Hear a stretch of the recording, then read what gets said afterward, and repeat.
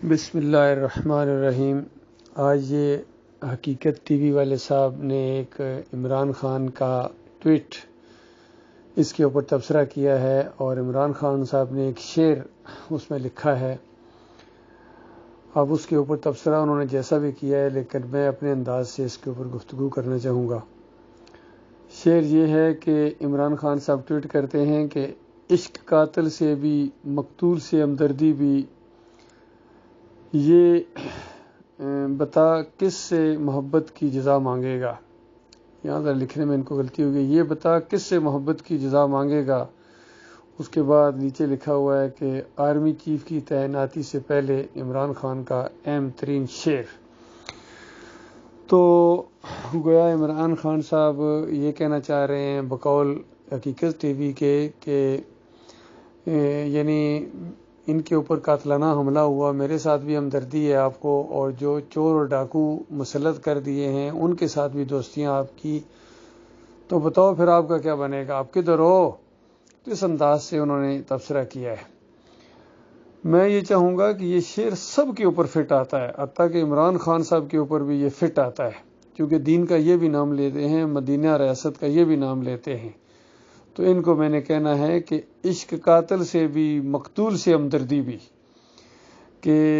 یعنی دین اسلام کا بھی نام لیتے ہیں اور شیطانی جو نظام ہے اس کو بھی نہیں چھوڑ سکتے ہیں، ان کے ساتھ بھی ہمدردیاں ہیں، جمہوریت سے ہمدردیاں ہیں، سجدہ تعظیمی سے ہمدردیاں ہیں، مزاروں کے اوپر جا کے سجدے کرنا، عرس اور میلے، پھر یا علی مدد کے پٹے بنوانا، پھر میلاد کا کیک کاٹنا، محرم کی سبیلیں کھا لینا، جو مرضی چلتا رہے، یعنی ان کے ساتھ بھی ہمدردیاں ہیں، اور ادھر مدینہ ریاست بھی بنانے کا بڑا شوق ہے۔ تو یہ دو الٹی چیزیں ہیں، ایک کی زندگی دوسرے کی موت ہے۔ اگر یہ عرس اور میلے اور یہ گنبد سجائے جائیں گے تو اسلام پھر نہیں آ سکتا ہے، اور اسلام جب آئے گا تو اس کے بعد پھر یہ گنبد نہیں رہیں گے، اور مزار پرستی، عرس میلے، جمہوریت کا نظام بذات خود، واسطے وسیلے، رکوع سجدے، ان کا کلا کما کیا، ان کی بنیادوں کو کھیڑ دیا جائے گا، کیونکہ یہی دین اسلام کا تقاضا ہے، کیونکہ لا الہ یہ ہے، لا الہ الا اللہ محمد رسول اللہ۔ آپ کلمے کا مطلب تو بہت بتاتے ہیں، لیکن کلمے کا معنی، میں بڑے افسوس کے ساتھ یہ بات آپ کو کہہ رہا ہوں، آپ برا نہ مانیں، آپ غور کریں، آپ کو کلمے کا معنی نہیں آتا ہے، اور اگر کلمے کے معنی جانے بغیر موت آ گئی، آپ کو سب سے زیادہ زندگی آپ کی رزق کے اوپر ہے۔ اور جس طرح کل کے بیان میں حقیقت ٹی وی والے کہہ رہے تھے کہ دیکھیے جس طرح بے نظیر کے ساتھ ہوا تھا، بالکل وہی معاملہ آپ کے ساتھ ہونے والا ہے۔ یہ ان کا ایک تجزیہ تھا کہ پہلے ان کا ایک دھماکہ ہوا، پھر اس کے بعد ان کو مار دیا گیا، تو لہٰذا ان کے ساتھ بھی یہی معاملہ کیا جائے گا۔ تو یہ ساتھ یہ بھی کہہ رہے ہیں کہ موت زندگی اللہ کے ہاتھ میں ہے، اور یہ بھائی یہ گویا اللہ کی طرف سے ایک جو بات اٹھی ہوئی ہوتی ہے، اس میں بڑا سبق ہوتا ہے کہ گویا عمران خان صاحب آپ کو وارننگ دی جا رہی ہے کہ کیا وہی نتائج بھگتو گے آگے جا کے، جہاں وہ پیچھے چلے گئے عرس اور میلے کرنے والے، سونے کے دروازے لگانے والے، روٹی کپڑے اور مکان کا جھانسا دے کر شرک اور کفر کے ساتھ میل ملاپ کرنے کے بعد جمہوریت کے راستے میں موت آ گئی، تو کامیابی تو نہیں ملے، اب جنت تو نہیں جا سکیں گے، اب ہمیشہ کی آگ میں ان کو رہنا پڑے گا۔ کیا آپ انہی کے راستے پر چلنا چاہتے ہیں؟ ہمیشہ کی آگ کے اندر آپ بھی رہنا چاہتے ہیں؟ اور ہمارے جتنے دوسرے لیڈر، میں سب سے یہی کہوں گا، یقین کیجئے، نواز شریف صاحب سے بھی، شہباز شریف صاحب سے بھی، فضل الرحمان صاحب سے بھی، اپنے آرمی چیف صاحب سے بھی، کیونکہ میں خود آرمی افسر ہوں، میں جانتا ہوں آرمی افیسرز کا ایک مزاج جانتا ہوں۔ میں 70th P M A long course سے تھا، 7 پنجاب ریجمنٹ سے، 23232 میرا پی اے نمبر ہے۔ میں نے آج سے 37 سال پہلے یہی ایمان عقیدے کی بات کہی تھی کہ دیکھو تمہارے عقیدے کے اندر خرابی ہے، تمہارے ایمان کے اندر خرابی ہے۔ صبح اٹھ کے جو پی ٹی پریڈ ہوتی تھی اس کے اندر بھی دم دم علی علی، نعرہ حیدری، یا علی مدد۔ تو کرنل صاحب ہمارے ایک خاص مخصوص قسم کے طبقے سے ان کا تعلق تھا، وہ اپنا نعرہ اس یونٹ کے اندر لے آئے، یا علی مدد کا۔ تو عام جو جوان ہیں وہ تو اس چیز کو نہیں سمجھتے ہیں، وہ تو بس سی او کو خوش کرنے کے لیے اور جے سی اوز وغیرہ، ان کے اندر وہ جرت ہوتی ہی نہیں ہے، غلط سمجھتے ہوئے بھی کہتے وہ ان کے اندر جرت ہی نہیں ہے، خطیب کے اندر جرت نہیں ہے کہ وہ کرنل صاحب کے خلاف کوئی بات کر سکے یا کہہ سکے یہ شرک ہے۔ تو لیکن میں تو اس چیز کو شرک سمجھتا ہوں، یہ تو سورہ فاتحہ کا انکار ہے، ایاک نعبد و ایاک نستعین کا انکار ہے۔ تو تو اس بات کو جب میں نے پیش کیا تو کرنل صاحب غصے میں آ گئے، منہ پر ہاتھ پھیر کے کہنے لگے کہ میں دیکھتا ہوں تم کیسے فوج میں رہو گے، اور پھر انہوں نے وہ کچھ کر دکھایا، کوئی سننے والا ہی نہیں اس کے بعد کوئی سننے والا ہی نہیں، کہ چونکہ عقیدے سب کے خراب ہیں۔ جس جرنیل نے میرے ریٹائرمنٹ آرڈر کے اوپر سائن کیے ان کا نام تھا میجر جنرل پیر داد خان، اندازہ لگائیے، پیر داد خان، یعنی پیر صاحب نے ان کو پیدا کیا تھا، جس طرح پیراں دیتا ہوتا ہے۔ تو ایمان عقیدے کی ان کو ہوا بھی نہیں لگی۔ ہمارے جتنے بھی یہ لیڈر ہیں، چاہے سیاسی لیڈر ہوں، فوجی لیڈر ہوں، اور ہمارے مذہبی لیڈر ہوں، ان کے اندر بھی طاہر القادری ہوں، طارق جمیل ہوں، تقی عثمانی ہوں، سب کے سب ایک ایک کے اندر شرک بھرا ہوا ہے۔ خادم حسین رضوی ہوں، حافظ سعید ہوں، ہوش نہیں ہے ان کو کدھر جا رہے ہیں، بھیڑ بکریوں کی طرح۔ اور عمران خان صاحب ایک لفظ بہت بولتے ہیں کہ دیکھو ہم بھیڑ بکریاں نہیں ہیں، میں کہتا ہوں تم لوگ بھیڑ بکریاں ہو، کیونکہ اللہ تعالیٰ نے کہا شرک کرنے والے جانور ہیں اور جانوروں سے بدتر ہیں، کیونکہ جو اللہ کے ساتھ نہیں ہے وہ کسی کے ساتھ بھی نہیں ہے، جو اللہ کا نہیں ہے وہ کسی کا بھی نہیں ہے۔ اللہ کو فراڈ کرنا یہ کوئی معمولی جرم نہیں ہے کہ مدینہ ریاست کا نام لینا، پھر نبی علیہ السلام کا نام، ان کی سیرت کو پڑھو، ان کی سیرت کو پڑھو، بار بار یہ کہتے ہیں، لیکن اس کے بعد خود چلتے ہیں مشرکین مکہ کی سیرت کے اوپر،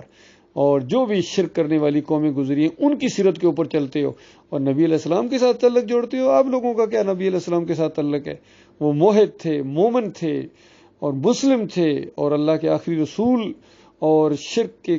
ساتھ دشمنی رکھنے والے۔ کہا ایک ہاتھ پر چاند رکھ دو، ایک ہاتھ پر سورج رکھ دو، میرے سے یہ امید نہ رکھنا۔ ان کو تو بادشاہت پیش کی جاتی تھی، دولت پیش کی جاتی تھی، ہر نعمت پیش کرنے کے لیے وہ لوگ تیار تھے، لیکن یہ بات نہ کہو۔ ان کا یہی بات کہوں گا، اسی لیے میں آخری رسول محمد صلی اللہ علیہ وآلہ وسلم کی سنت پر عمل کرتے ہوئے بالکل یہی بات کہوں گا، چاہے ناگوار گزرے، چاہے غم و غصہ سے سینے پھٹ جائیں آپ کے، پھر بھی یہی بات کہوں گا انشاءاللہ۔ یہ اللہ کی توفیق سے، میں کوئی اتنا دلیر اور بہادر نہیں ہوں، یاد رکھنا یہ اس مالک کا احسان ہے کہ مالک نے چنا ہے اپنے دین کی سربلندی کے لیے، اپنے دین کی بیان کرنے کے لیے، اور اپنے ملک کی نظریاتی سرحدوں کی حفاظت کے لیے، کیونکہ یہ زمینی سرحدوں سے زیادہ اہم سرحد ہے، جو کہ نظریات کے اندر گڑبڑ ہے، ایمان کے اندر گڑبڑ ہے، اور اللہ تعالیٰ سخت ناراض ہوتا ہے ایسے لوگوں سے جو اللہ کے ساتھ شرک کریں اور پھر فرقے بنائیں۔ کوئی بریلوی بنا دیا گیا، کوئی دیوبندی، کوئی اہل حدیث، کوئی سہروردی، نقشبندی، چشتیہ، قادری، حتیٰ کہ سکھ بھی افسر بن گیا پاکستانی فوج کے اندر، اور عقیدہ کیا ہے؟ بس جی معاذوں پر تمہاری اگر موت آ گئی تو پھر تم شہداء ہو، اور پوری وہ جو ہے نا تم آگے جا کے جنت میں پہنچ گئے ہو۔ اچھا، سکھ بھی جنت میں پہنچ گیا ہے، بریلوی بھی، دیوبندی بھی، اہل حدیث بھی، شیعہ قادیانی بھی، سارے کے سارے ہیں۔ غور کرو اللہ کے بندو، کیوں دھوکہ دیتے ہو لوگوں کو؟ جہنم کی آگ کے اندر پہنچا کے تو اس کے بعد جب وہ وہاں پہنچ گئے تو وہ تو واپس نہیں آ سکتے، وہ تو لعنتیں بھیج رہے ہیں علماء کے اوپر بھی، مولویوں کے اوپر بھی، سیاسی لوگوں کے اوپر بھی، اپنے بڑوں کے اوپر، کہ مروا دیا ظالموں، اب ہمیشہ کے لیے وہ کبھی واپس نہیں آ سکیں گے۔ تو بتاؤ یہ خیرخواہی کی ہے آپ نے قوم کے ساتھ، جوانوں کے ساتھ، اپنے مریضوں کے ساتھ، اپنے ورکرز کے ساتھ، یہ خیرخواہی کی ہے یا اس کے ساتھ دشمنی کی ہے؟ اور قرآن کا ایک بہت بڑا مضمون ہے کہ جب یہ وہاں پہنچیں گے تو ایک دوسرے کے اوپر لعن طعن کا ایک سلسلہ شروع ہو جائے گا، ہمیشہ کے لیے ان کی جنگ چھڑ جائے گی، کہ وہ کہیں گے ظالموں تم نہ ہوتے تو ہم مومن ہوتے، اور تم نے ہمیں یہ مروا دیا ہوئے۔ کبھی اللہ کو کہیں گے یا اللہ یہ جو انجام سامنے لائے ہیں ان کو ہمارے پاس لے آ، ہم پونچھ سے رون ڈالیں، کہا جائے گا کچھ نہیں ہے، دونوں کے لیے دورہ ہے۔ کبھی کہیں گے یا اللہ ان پر دورہ عذاب کر، لعنت بھیج، بہت بڑی لعنت بھیج، لیکن مالک کی طرف سے جواب دیا جائے گا دونوں کے لیے دورہ، فکر نہ کرو۔ دماغ کام نہیں کرتا تھا،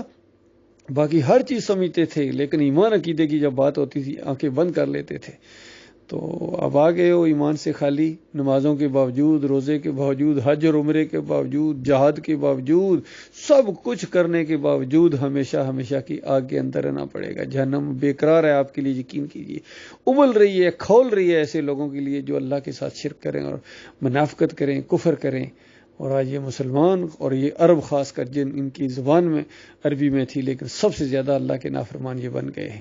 اور گمت کے پجاری، بادشاہت کے پجاری، اور ان کے دیکھیے کیسا نیون سٹی بنا رہے ہیں، کہتے ہیں یہاں کوئی قانون نہیں چل سکتا ہے، اللہ کا قانون یہاں کیسے چلے گا؟ پھر مندر بنوا کے یہ دے رہے ہیں، مورتی پوجا یہ کرتے ہیں، سب کچھ کر رہے ہیں، ہوش نہیں ہے ان کو۔ اللہ تعالیٰ غور و فکر کرنے کی توفیق عطا فرمائے۔